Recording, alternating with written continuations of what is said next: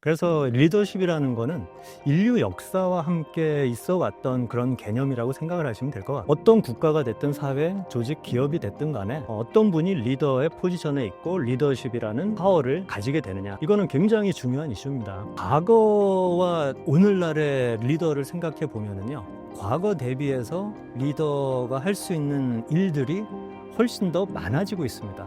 이 두 가지 방식이 아마도 전 세계적으로도 가장 많이 쓰이는 방식일 것 같아요. 최근에 들어서 핫해진 OKR, Objectives and Key Results라는 방식인데요. 그런데 구글에서 이 OKR의 효과가 입증이 된 겁니다. 이 구글은 OKR이 모든 직원의 노력을 동일한 방향으로 끌고 갈 수 있는, 그래서 이제 회사와 개인이 모두 성장하고 만족할 수 있는 성과 관리 방안이다. 아주 빠르게 적응적으로 설정하고 또 필요한 피드백에 따라서 수정을 하는 그런 메커니즘으로 작동을 하고 있는 겁니다.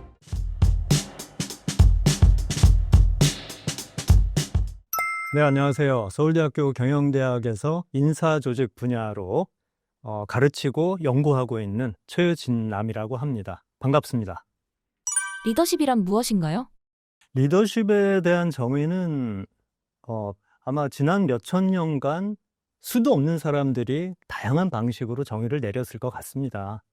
왜냐하면은 인간이 원시생활 시작하면서부터 사람 둘, 셋이 모이면 그때부터 누군가는 먼저 앞서 나가고, 또 부족이 생기면은 부족장이 생기고, 추장도 생기고, 좀 나라가 커지고 그러면은 제후, 왕, 이런 분들 생기고, 장군도 나오고요.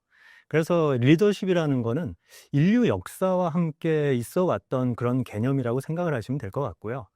그런데 최근 기업 조직 또 경영 환경에서 이제 리더십에 대해서 상당히 관심을 가지게 됐어요. 그래서 원초적인 측면에서 제후, 제왕, 장군 이런 분들이 아니고, 그러면 리더란 무엇인가? 이런 관점에서는 피터 드러커라고 경영학의 아버지, 매니지먼트의 구루라고 할 수 있는데요. 이분께서는 아주 다양한 여러 버전의 정의를 해주셨지만은 초간단 정의로 팔로워를 가진 사람은 리더다, 이렇게 말씀하시기도 했습니다. 그렇지만은 수많은 리더십 학자들이 이 리더십의 구성 요소들을 다양하게 파악을 하면서 결국은 리더가 다양한 일들을 하는데, 우선은 이제 비전을 설정을 하죠. 그리고서는 그 비전을 구체화시켜서 어떤 식으로 전략적인 방향을 설정한다. 그리고 그 전략을 달성하기 위한, 비전을 달성하기 위한 리소스들을 확보하고, 그런 다음에 이제 구성원들에게 이 목표를 공유를 하죠. 그러고서 이제 목표 달성을 위한 동기부여, 목표, 성과 관리, 이런 다양한 것들을 포함하는, 그래서 이제 어떤 부분들을 하이라이트 하냐에 따라서, 또 어떤 측면의 리더십을 강조하느냐에 따라서 수없이 많은 리더십 정의가 있었습니다. 그렇지만은 제가 이번에 소개하는 이 책에서는 아주 간단하게 조직 성과 창출을 위한 사회적 영향력의 행사, 이렇게 정의를 했습니다. 근데 조직 성과 창출을 위한 사회적 영향력의 행사라는 상당히 간단한 정의지만은 이 안에는 다양한 개념들이 포함되어 있다고 생각하셔야 될 것 같아요. 우선은 조직 성과라는 개념이 그렇게 녹록지가 않습니다. 왜냐하면은 조직의 어떤 위치에 있느냐에 따라서, 그리고 조직의 단계가 어느 단계에 있느냐, 그리고 어떤 인더스트리에 있느냐에 따라서 조직 성과라는 것이 상당히 많은 함의를 가지고 있거든요.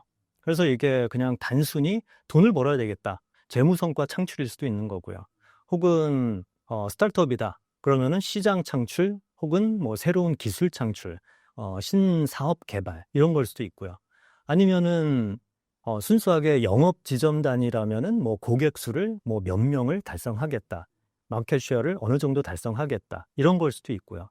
혹은 인간적인 관점에서 직원들의 웰빙, 만족을 올려야 되겠다, 이런 것들일 수도 있기 때문에 조직 성과라는 개념 자체가 상당한 정도로 이 컨텍스트 스페시픽, 그러니까 상황에 따라서 달라지는 개념이고요. 그래서 어떤 성과를 추구할 거냐, 이거 자체가 어떻게 보면은 리더십 입장에서는 가장 중요한 과제일 수도 있는 겁니다. 리더로서 추구하는 목표, 달성하고자 하는 아이디얼이 무엇인가. 그게 이제 첫 번째 부분이고요. 두 번째로 사회적 영향력이라는 거는 결국은 피터 드러커도 리더라는 거는 팔로워가 있는 사람이다라고 얘기를 했는데 이 팔로워에 대한 영향력, 물론 이 팔로워가 굳이 뭐 부하 직원일 필요는 없습니다. 동료일 수도 있고요. 어떻게 보면 또 상사나 윗분들에 대한 사회적 영향력일 수도 있거든요. 그런데 이분들의 마음속에 있는 동기일 수도 있고, 뭐 가치체계일 수도 있고, 노력 정도일 수도 있고요. 세계관일 수도 있고, 이런 다양한 방면에서 타인의 같이 일하는 분들의 이 마음속에 어떤 것들을 움직임으로써 이 성과를 창출해내는 그런 것들이 리더십이라고 할 수가 있겠습니다. 그래서 여기에 이어서 이제 리더십이 왜 그렇게 중요한가? 뭐 이런 질문을 하실 수 있을 텐데요. 물론 지난 수천 년간의 역사를 보면은 사실은 역사서에 기록되어 있는 모든 사항은 결국 리더의 이 히스토리라고 할 수 있을 것 같아요.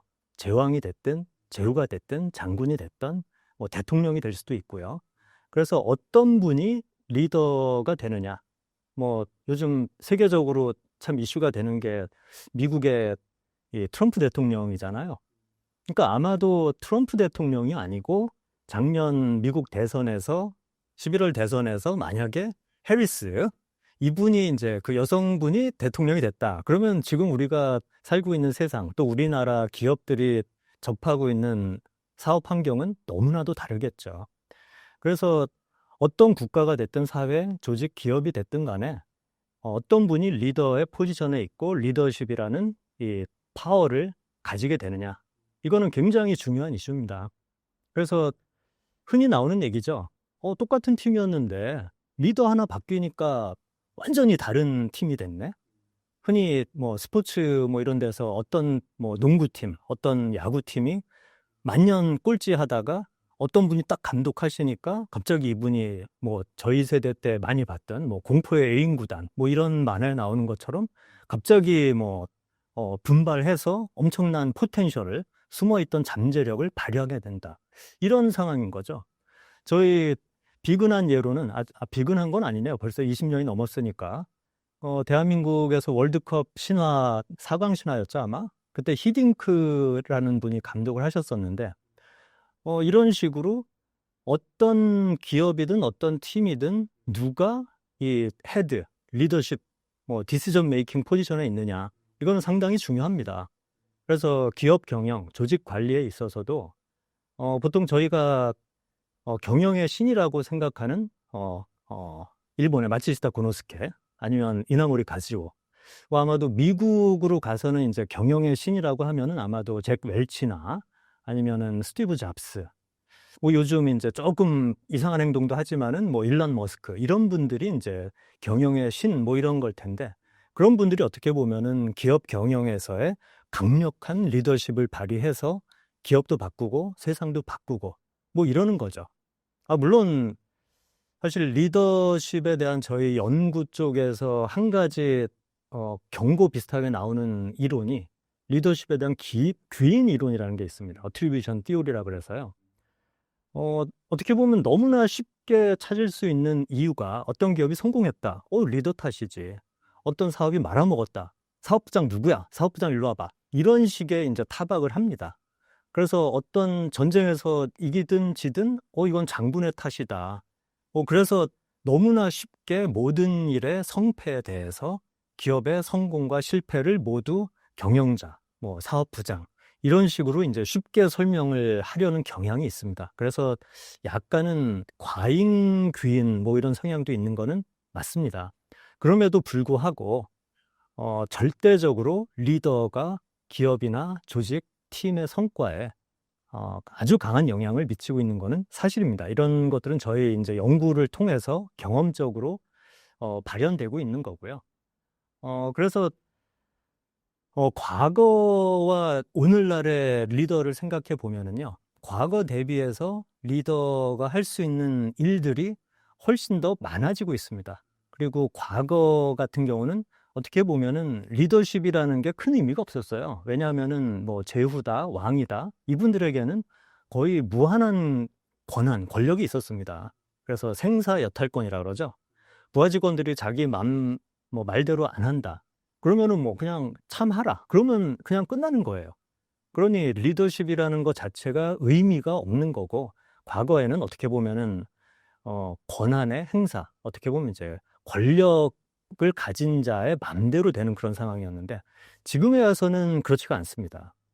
특히 이제 나중에도 말씀드리겠지만은 MZ 또 신세대 이분들 말 진짜 안 듣거든요.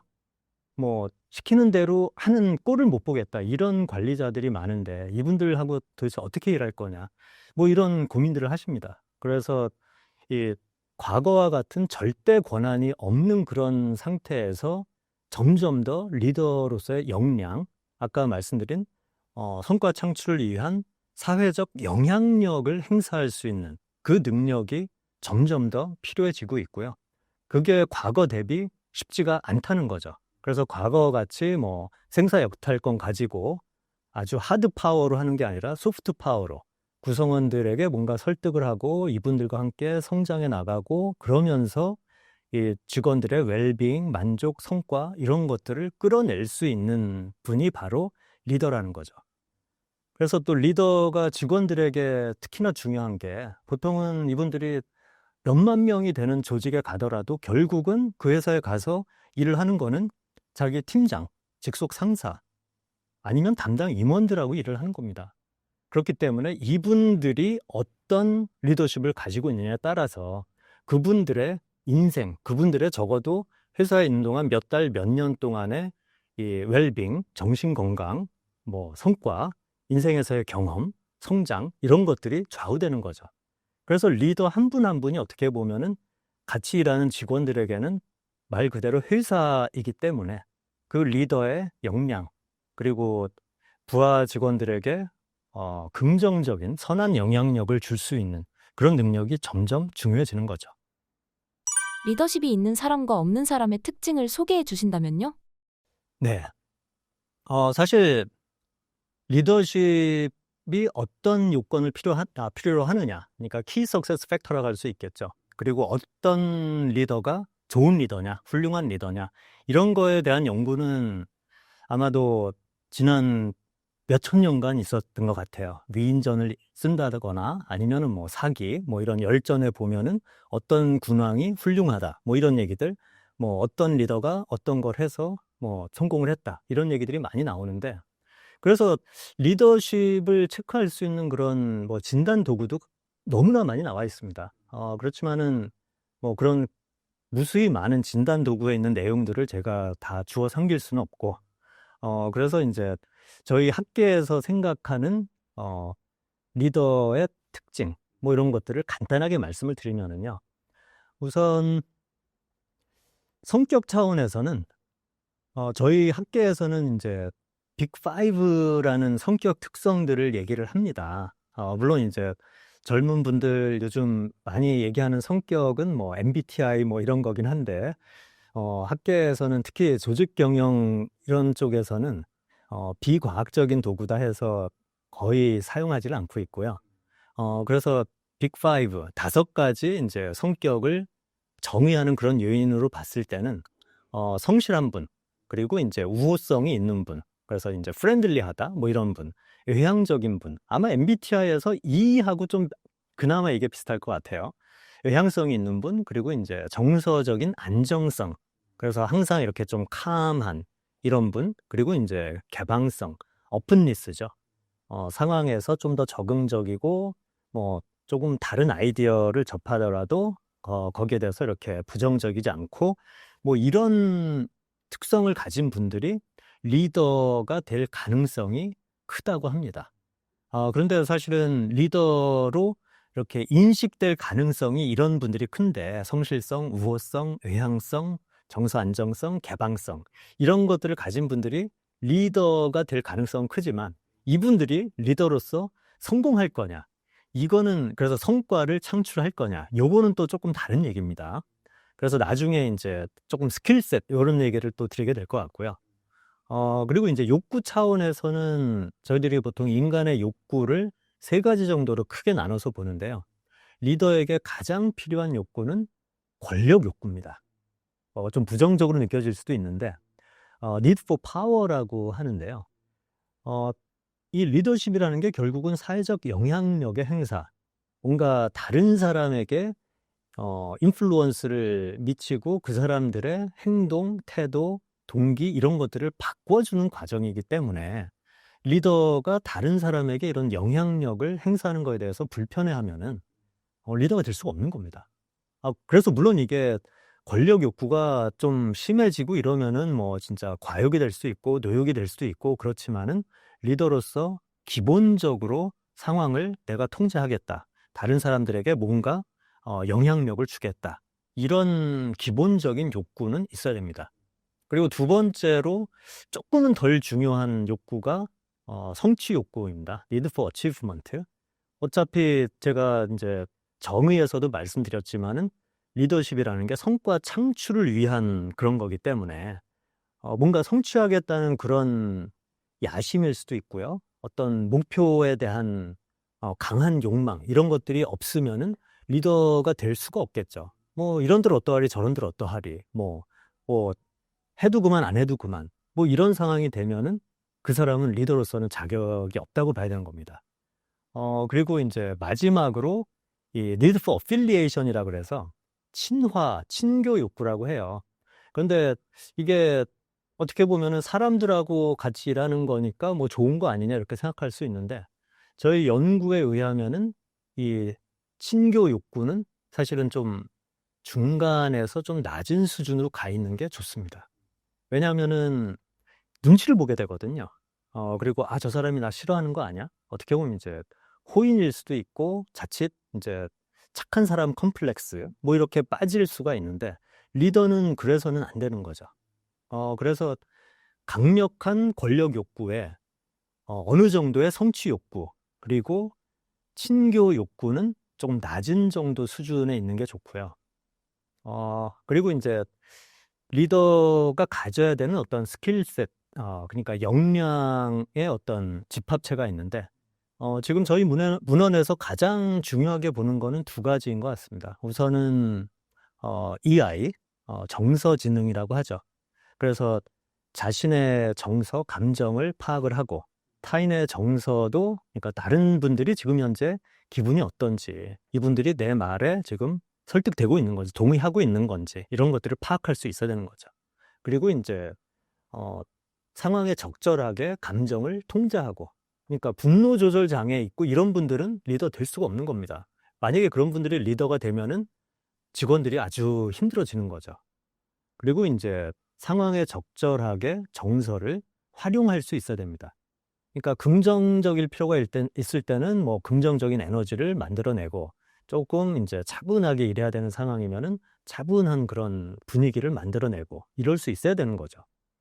그리고 이제 역량 쪽에서 두 번째로 저희들이 중요하다고 생각하는 거는 정치력입니다. 정치적인 능력.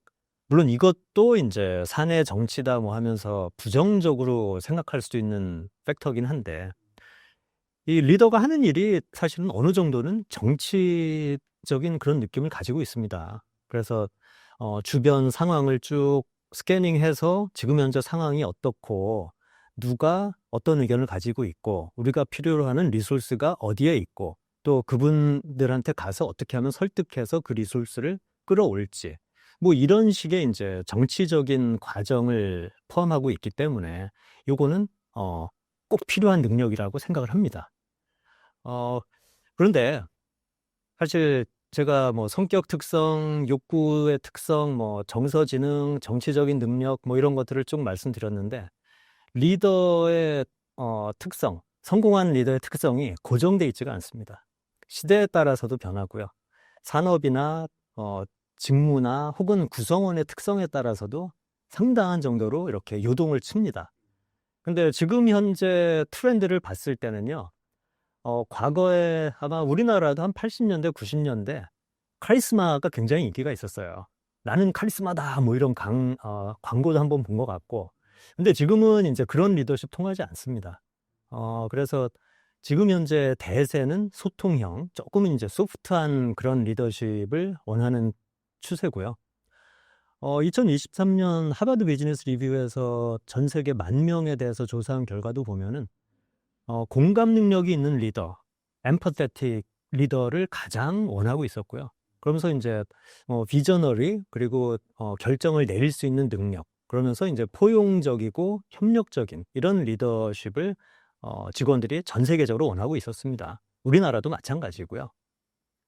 그리고 이제 US 뉴스 앤 월드 리포트에서 4,000명 정도 직장인들을 조사한 결과도 보면은 리더에 대해서 기대하는 바는 이제 믿음직스럽고 정직하고 근면하고 윤리적이고 뭐 그래서 이제 어느 정도는 좀 고든, 그러니까 정치적인 능력이 있고 뭐 권력 욕구도 있고 뭐 정서지능도 있고 그래야 되겠지만은 올고든, 그러니까 절대 비윤리적이거나 뭐 직원들을 사기치는, 직원들한테 뭔가 안 좋은 뭐 이런 일을 하는 리더는 미국에서도 싫어하는 것 같습니다. 우리나라에서도 이제 그런 갑질, 진상 리더들은 이제 굉장히 뭐 블라인드 같은 데 가서도 난리가 나고 문제가 생기는 거죠. 네, 그래서 결국은 뭐 이런 다양한 개인 특성들을 고려해서 본인이 어느 정도 리더십을 맡을 수 있는 준비가 돼 있는지 뭐 그런 고민을 좀 해볼 필요가 있을 것 같습니다. 이번 신간 리더십 마스터하기에서 리더가 목표를 세울 때 방식이 2가지가 있다고 들었습니다. 2가지 방식을 소개해 주신다면요? 이 2가지 방식이 아마도 전 세계적으로도 가장 많이 쓰이는 방식일 것 같아요. 첫 번째가 이제 MBO, Management by Objectives라는 거고요. 2번째 방식이 최근에 들어서 핫해진 OKR, Objectives and Key Results라는 방식인데요.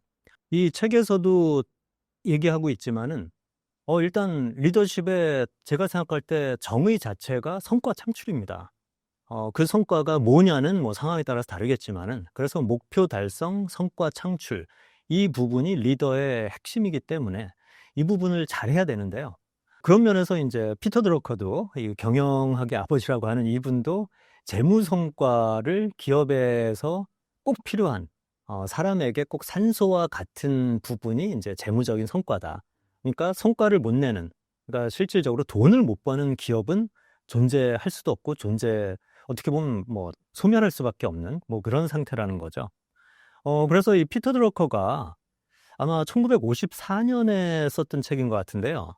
The Practice of Management라는 책에서 이 경영의 실제라는 아마 39권 정도의 책 중에서 가장 임팩트가 있는 책인데, 이 책에서 MBO를 제시를 하고 있습니다. 그리고 이 MBO가 나중에 이제 저희 조직 경영 분야에서 로크나 뭐 이런 사람들이 이제 골 세팅 티오리, 그래서 이제 목표 설정 이론을 갖다가 붙이면서 왜 MBO가 효과적인가? 사람들은 성과를 내려고 할 때, 어떤 행동을 할 때 목표가 없는 것보다는 목표가 있는 게 좋고, 또 그 목표가 구체적이고 달성 가능하고 뭐 어느 정도는 챌린징하고 이런 경우에 가장 높은 성과를 낸다. 뭐 그래서 이제 이 MBO가 대세가 된 건데요. 처음에 피터 드러커가 MBO를 제시했을 때 MBO의 구성 요소가 뭐 여러 가지 있었습니다. 우선은 목표가 구성원들의 참여를 통해서 목표 설정을 하고 자율적으로 실행을 하면서 거기에 대해서 이제 주기적으로 피드백을 줘서 성과에 대한 조정이 일어날 수 있게. 뭐 이분 스스로도 피드백만큼 성과 창출에 도움이 되는, 성과에서 영향을 줄 수 있는 그런 팩터도 없다. 그래서 이제 이분 스스로가 피드백을 굉장히 강조를 했었고요. 그러다 보니까 이제 MBO에서는 이런 흔히 얘기하는 스마트 골을 굉장히 강조해 왔습니다. 그러니까 목표를 설정해야 된다. 그런데 이 스마트라는 게 구체적이고 측정 가능하고 달성 가능하고 업무 관련성, 그러면서 시간 제한이 있는 이런 목표를 내면은 이 직원들의 퍼포먼스가, 성과가 쭉 올라갈 거다.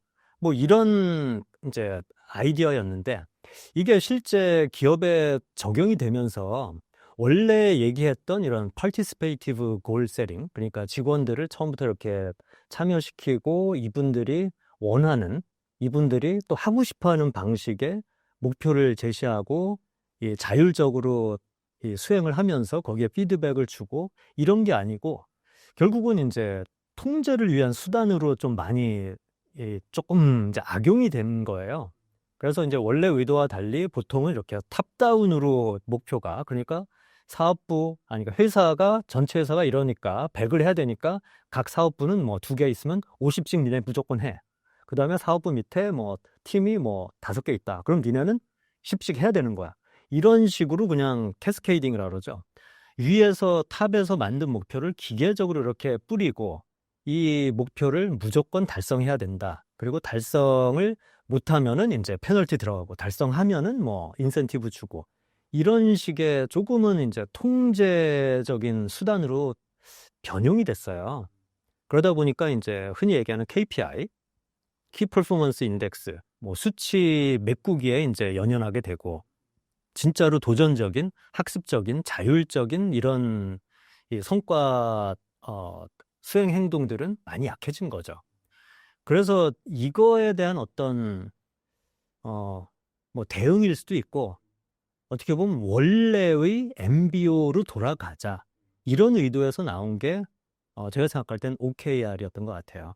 그러니까 OKR이 어떤 거였냐면은 사실은 MBO에서 파생된 그런 개념입니다. 그러니까 앤디 그로브라고 이분도 뭐 아마도 잭 웰치만큼이나 경영에서 미국의 경영의 신 중에 한 분일 것 같은데 이분이 젊을 때 피터 드러커의 글을 읽고서 감동을 받았어요. 그래서 이제 이분이 인텔 CEO를 하시면서 인텔의 MBO는 원래의 MBO 피터 드러커가 얘기한 그 스타일로 가겠다. 그러면서 이제 인텔 MBO 혹은 IMBO라고 시작을 한 겁니다. 그래서 이분이 하이 아웃풋 매니지먼트라는 책에서 이 부분을 자세히 기술을 하고 있어요. 그런데 이제 처음에 인텔 MBO, IMBO로 시작을 했다가 나중에 조금은 차별화를 하기 위해서 이 objectives, MBO의 끝자, 그리고 이제 objectives를 이 핵심 결과, 키 리절츠로 이렇게 분화시켜 나가는 그 과정을 강조하면서 이 IMBO가 OKR이 된 거죠. 그래서 인텔에서 굉장히 활성화됐다가 이 OKR이 존 도어라는 분이 인텔에 입사해서 앤디 그로브한테 OKR을 전수를 받아요.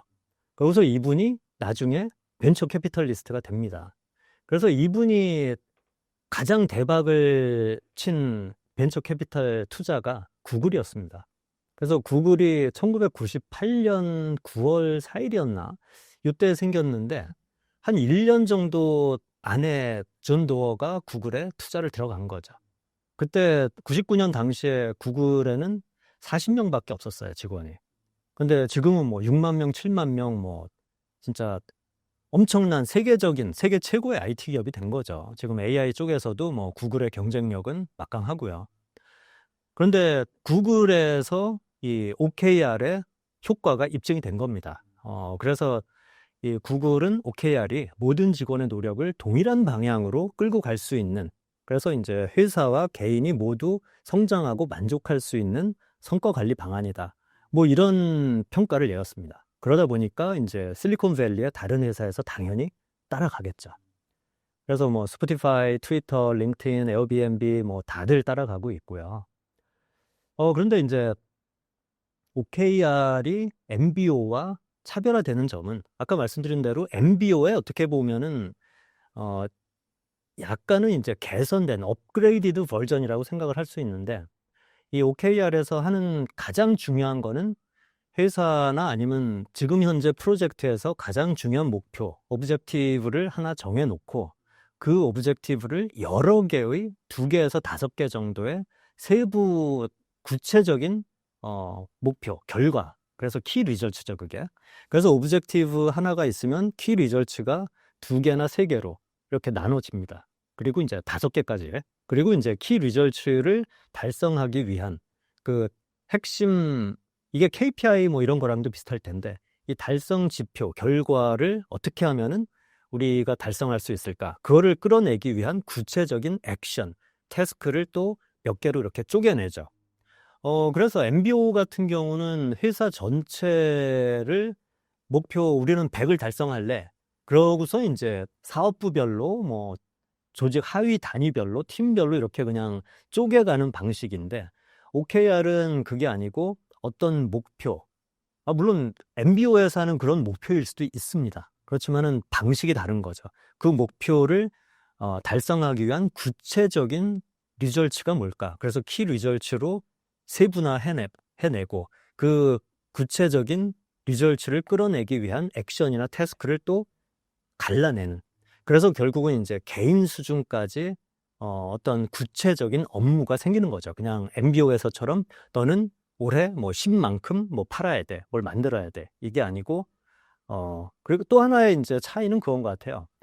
MBO 같은 경우는 뭐 6개월에서 1년 정도 이렇게 성과 평가 주기를 가지고 좀 길게 갑니다. 그래서 보통은 이제 100% 달성해야만 보너스가 주어지고 뭐 이런 약간은 이제 인센티브와 연계된 기계적인 방식인데, OKR은 그게 아니라 상당히 뭐 한 60에서 70% 정도 달성하면은 대성공이다. 뭐 이런 목표를 설정하고, 그러니까 상당히 챌린징한 목표, 그리고 굳이 인센티브로 연결을 시키지 않고요. 그러면서 이제 성과 평가를 뭐 반년이나 1년 단위가 아니라 굉장히 자주, 뭐 매주 할 수도 있고요. 뭐 애자일 같으면 매일 할 수도 있는 거죠.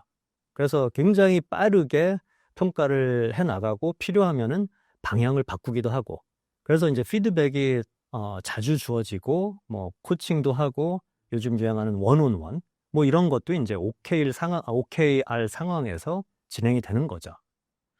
네, 뭐 이런 정도로 해서 OKR과 MBO를 이제 구분할 수는 있을 것 같고요. 지금 현재로서는 OKR이 어떻게 보면은 MBO의 원형을 찾아가면서 지금 현재 이렇게 빠르게 변화하는 조직 상황에서, 또 이런 조직 환경 안에서 이 목표를 아주 빠르게 적응적으로 설정하고, 또 필요한 피드백에 따라서 수정을 하는 그런 메커니즘으로 작동을 하고 있는 겁니다.